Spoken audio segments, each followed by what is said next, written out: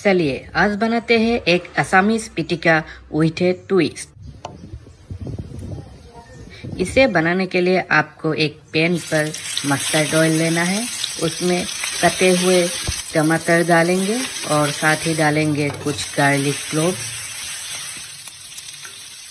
इसको ढक्कन लगाकर पकाएंगे। इसमें थोड़ा पानी ऐड करेंगे और तब तक पकाएंगे जब तक इसका छिलका आसानी से रिमूव ना हो जाए। अभी हम पके हुए टमाटर को एक प्लेट में निकाल लेंगे। साथ ही में गार्लिक, ग्रीन चिली, जिंजर, धनिया, कटे हुए प्याज, नमक, काली मिर्च, मस्टर्ड ऑयल, साथ ही में लेमन जूस डाल के अच्छे से मिक्स करेंगे।